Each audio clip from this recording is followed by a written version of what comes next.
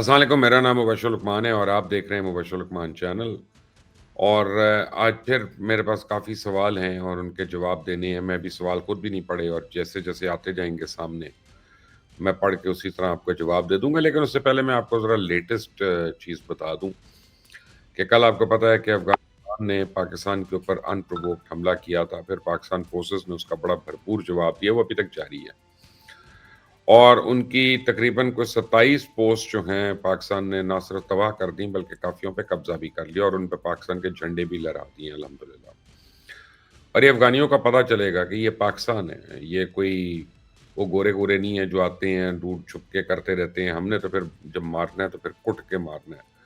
ये हमने इनको खून पिलाया, हमने इनको पाला, हमने इनको पोसा, हमने इनको सींचा, हमने इनको धुतकारे हुए को कौम को हमने अपने मुल्क में जगह दी, हमने पनाह दी, हमने 30 साल इनको पाला और 1-2 को नहीं, 30 लाख के करीब मुहाजिरीन को पाला। इन्होंने झूठ बोल-बोल के पाकिस्तानी शहरियतें ले लीं, रिश्वतें दे के इन्होंने कहीं पासपोर्ट बनवा लिए और बाहर जाके ये जुर्म करते हैं, क्राइम करते हैं और पता चलता है कि पाकिस्तानी हैं। ये भिखमंगे जो हैं अफ़गान्स, इन्होंने अपने मुल्क का तो नाम किया हुआ है तबाह, इन्होंने पाकिस्तान का भी नाम काफ़ी ख़राब किया। लेकिन अब इनफ इज़ इनफ। गवर्नमेंट का फैसला है कि इल्लीगल अफ़गान जो हैं उनको निकाला जाएगा, उस पे ये सारी तकलीफ़ें हो रही हैं इनको। क्यों ना निकालें इनको हमने? और हम इनको पाल के रखते हैं और ये इंडिया की गोद में बैठे हुए हैं। इस वक़्त भी जो हमला हो रहा है पाकिस्तान के ऊपर, अफ़गान फ़ॉरेन मिनिस्टर जो है वो हिंदुस्तान के अंदर है and he is a wanted man. उसके इंटरनेशनली उसके ऊपर बैन लगा हुआ है सब कुछ, लेकिन इंडिया में वो ऑफ़िशियली है वहाँ पे और दावतें खा रहा है और वहाँ पे पाकिस्तान के खिलाफ वो सारी कार्रवाइयाँ कर रहा है। रात को इतने इनके लोग मारे, इनके लाशें उठाने के लिए नहीं थे, लाशें छोड़ के भाग गए ये लोग। और फिर बाद में खुद ही ट्वीट कर दी और कह दिया कि जी अगर पाकिस्तान अब हमला नहीं करेगा तो हम भी नहीं करेंगे। हमने कहा अब बताते हैं तुम्हें। तो हमने जितने दहशतगर्दी के अड्डे थे उन सारों के ऊपर हमला किया। हमने अफ़गान अवाम को हाथ भी नहीं लगाया, उनको टच भी नहीं किया। हमने अफ़गान हुकूमत को भी कुछ नहीं कहा। लेकिन जो दहशतगर्दी के अड्डे हैं वहाँ पे फिर पाकिस्तान आर्मी और पाकिस्तान एयर फ़ोर्स दोनों ने मिलकर ताबड़तोड़ हमले किए। इनको छड़ी का दूध याद आ गया। और देखें अब ये कितनी देर चलता है, लेकिन ये है कि ये कुत्ते की दुम है। ये आप जित इसको 100 साल भी रख दें, तो ये इसने सीधा तो होना नहीं है। एनीवे आते हैं कुछ सवालों के ऊपर। तारिक ज़हीर हैं लाहौर से, कह रहे हैं अफ़गानियों को जितना दूध पिलाया उन्होंने गद्दारी की। इनका एक भी अफ़गानी नहीं रहना चाहिए यहाँ और इन पर पाकिस्तान को ट्रस्ट नहीं करना चाहिए। ये इंडिया से भी जूते खाएँगे, कोई भी इनको तस्लीम नहीं करेगा। हमें बांग्लादेश के ज़रिए अपना अड्डा कायम करके चिकन नेक को काबू करना चाहिए जिसमें इंडिया की 7 रियासतें हैं। इससे इंडिया को तकलीफ होगी और तवज्जो बॉर्डर से उठेगी। तारिक ज़हीर साहब आपने बहुत सेंसिबल बात की है और पाकिस्तान अब इंशाल्लाह बांग्लादेश के साथ ताउन करके उनके मुल्क में बिल्कुल चिकन नेक के ऊपर पाकिस्तान, चाइना और बांग्लादेश एक एयरफ़ोर्स बेस बना रहे हैं और पाकिस्तान जो है उसमें काफ़ी आगे है और उस हेल्प करने में। और भारत को प्रॉब्लम हुई भी है और ये चिकन नेक जो है ना, ये हम इसको पकड़ें या ना पकड़ें, ये बड़ी जल्दी आप देखिएगा ये 7 रियासतें हिंदुस्तान से टूटेंगी और आज़ाद होंगी इंशाल्लाह। लेकिन मैं आपसे एग्री करता हूँ कि अफ़गान जो हैं ये किसी के भी नहीं हैं। बल्कि मैं अगर आप वो जो है क्या कहते हैं, एक दफ़ा मुझे याद है जब मेरी इमरान खान से बड़ी दोस्ती होती थी, उसके अफ़गान कुत्ते थे। तो वो एक बारी क्या हुआ कि वो कुत्ते आ गए मेहमानों के बीच में और वो यूं मंडलाने लगे, बड़े खौफनाक कुत्ते थे वो शेरू वगैरह। तो मैंने उसको इमरान को कहा, मैंने कहा यार ये इनको पीछे कराओ, ये किसी को काट ही ना ले। कहता नहीं नहीं, these are Afghan hounds, I trust them. मैंने कहा यू ट्रस्ट देम? 2 टांगों वाले अफगान का तो एतबार नहीं है, 4 टांगों वाले का कैसे होगा? बहरहाल एनीवे, राना उमर है शेखुपुरा से, पाकिस्तान ने हमेशा अफ़गानिस्तान को भाई समझा, हर तरह की मदद की, लेकिन अब ये दुश्मनों की ज़ुबान बोलने लगे हैं। इनको कोई मेहमान नवाज़ी नहीं याद, ये आसान फरामोश लोग हैं, फिर जैसा करेंगे वैसा भरना पड़ेगा। राना साहब 1000% मैं आपसे एग्री करता हूँ, 1000% आपसे एग्री करता हूँ। आपने इतनी अ, आपने पूरा फ़लसफ़ा जो है छोटी-सी बात में अपनी उसको समो दिया है। मैं इसके ऊपर कुछ ऐड नहीं कर सकता। आप मैं आपसे एग्री करता हूँ। वसीम है गुजरात से, वो कहते हैं हमारे साबका कमांडो जो हैं वो कह रहे हैं कि पाकिस्तान को जंग में पहल करनी चाहिए।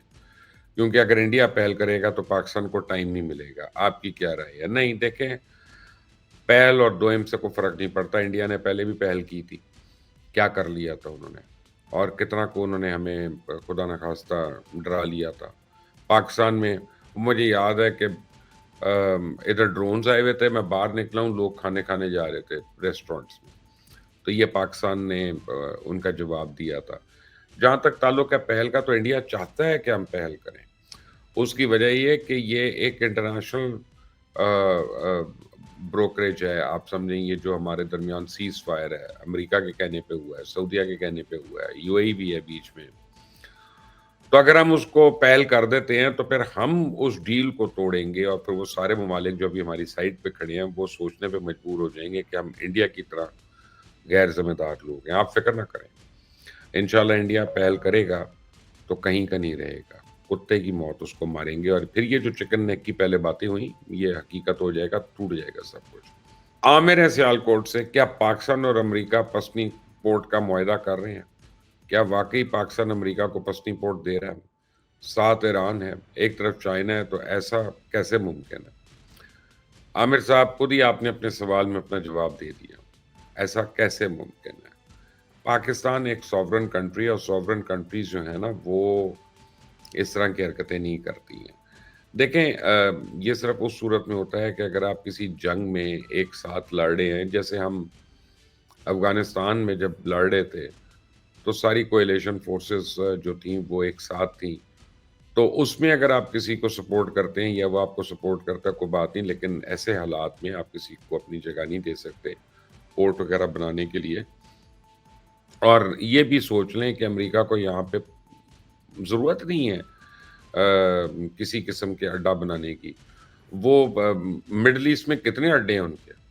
یہاں سے 800 میل دور ان کے اڈے ہیں. یو اے ای میں ہیں، قطر میں ہیں، بحرین میں ہیں، سعودی عربیہ میں. ان کو کوئی ضرورت نہیں ہے یہاں تک آنے کی. ثاقب علی ہیں فیصل آباد سے، کہتے ہیں انڈین نیوز بھی ہم دیکھتے ہیں. تو گورو واریہ جو کہ میجر تو لگتا نہیں، وہ جیسی زبان استعمال کرتے ہیں، یہ بندہ اتنا جھوٹ بولتا ہے. آپ ان کے ساتھ مناظرے میں لائیو شو کریں، ان سے پروف مانگیں، اگر ایسا ہو سکتا ہے تو ضرور کریں. ثاقب علی، آپ میں بتاؤں، میں نے گورو واریہ کے ساتھ 1 یا 2 پروگرام کیے ہوئے ہیں، اور یعنی اس میں انہوں نے بالکل بیہیو کیا تھا. کوئی ایسی بات نہیں کی تھی کہ جس کو میں کہوں کہ جی وہ یہ تھا. لیکن اب بہرحال یہ گودی میڈیا، اور گودی میڈیا جو ہے نا وہ دیکھیں اس کے پروگرام کا نام کیا ہے کہ چانکیا ڈائیلاگ. تو چانکیا کون تھا؟ چانکیا جو تھا یہ ڈسیپشن کا، دھوکہ دہی کا، حسد کا، ان ساروں کا یہ آپ سمجھیں کورک مارٹر تھا. اس نے دھوکہ دہی کے اوپر یعنی یہ ناز تھا اس کو، اور یہ نئی نئی سکیمز بناتا تھا دھوکہ دہی کی. تو اب یہ دیکھیں، اب یہ اس کے پروگرام کا نام ہی چانکیا کے اوپر ہے، تو آپ اس سے کیا ایکسپیکٹ کرتے ہیں کہ وہ سچ بولے گا؟ وہ کسی جگہ بیٹھ کے بھی جھوٹ بول سکتا ہے. اور آج کل آپ یہ سوچئے گا کہ چائنا کے بعد سے اگر کسی نے پالکی شرما کو دیکھا ہے تو مجھے ضرور بتائے کہ وہ کدھر گم ہے. پالکی شرما چائنا تک تو گئی، اس نے بڑی تعریفیں کی، اس نے مودی کی بڑی تعریفیں کی، لیکن اس کے فوراً بعد پالکی شرما غائب ہو گئی. کتنے دن ہو گئے اس کے شو نہیں آئے. کہیں اس نے کچھ اینڈ میں تھوڑا سا سچ بولا تھا، اس کی پاداش میں تو نہیں اس کو آف ایئر کر دیا؟ سوچئے گا. خالد احمد چودھری ہیں نیدرلینڈ سے، وہ کہتے ہیں جی ایک اوورسیز پاکستانی ہونے کے ناطے میں ہمیشہ آپ کی تعمیری اور نتیجہ خیز صحافتی کاوشوں کو دیکھنا پسند کرتا ہوں. صرف سندھ بمقابلہ پنجاب گورننس سن کر میں یہاں آپ کے نتائج اور خیالات سے اتفاق کرتا ہوں. چوہی صاحب، تھینک یو ویری مچ. اور نیدرلینڈ بڑا خوبصورت ملک ہے، ہالینڈ کے لوگ بڑے پیارے لوگ ہیں، بڑے مخلص لوگ ہیں. یورپ میں سب سے کم اگر ریسزم ہے تو وہ ہالینڈ میں ہے. تعلیم بڑی ہے وہاں پہ. تو آپ جب اتنے پڑھے لکھے لوگوں کے بیچ میں ہوتے ہیں تو آپ خود بھی تقابلی جائزہ لے سکتے ہیں. یہ سندھ بمقابلہ پنجاب گورننس جو ہے نا، یہ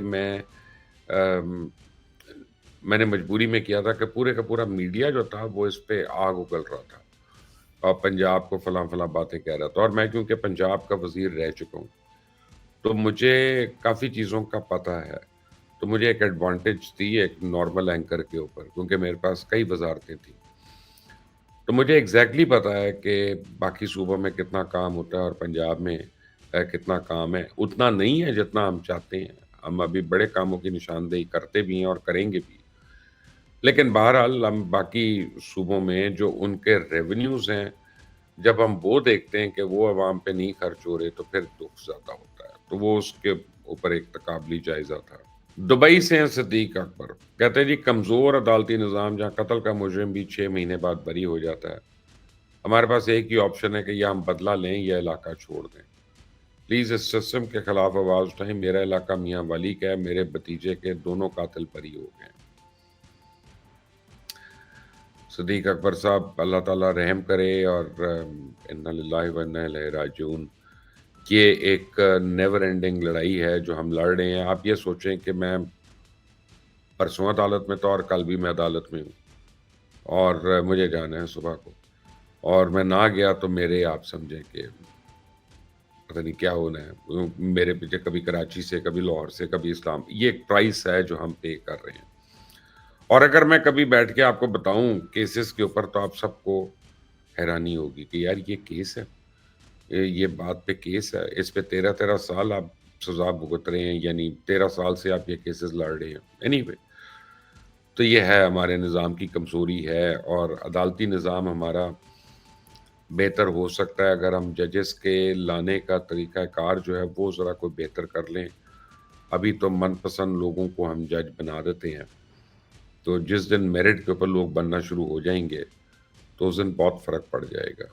ذیشان ہے لاہور سے، کہتے ہیں کہ جی میں آپ کا پرانا فین ہوں، پلیز مریم نواز صاحبہ کو اپنے پلیٹ فارم سے ریکویسٹ کرتے ہیں کہ اقبال ٹاؤن میں ڈینگی پھیلا ہوا ہے، اسپرے کروائیں۔ ہسپتالوں میں جتنے کیسز رپورٹ ہونے کا بتایا جا رہا ہے وہ کم بتائے جا رہے ہیں، اور جن کو ڈینگی ہوتا ہے ان کو کہہ دیتے ہیں کہ ملیریا ہے تاکہ کوئی آواز نہ اٹھا سکے۔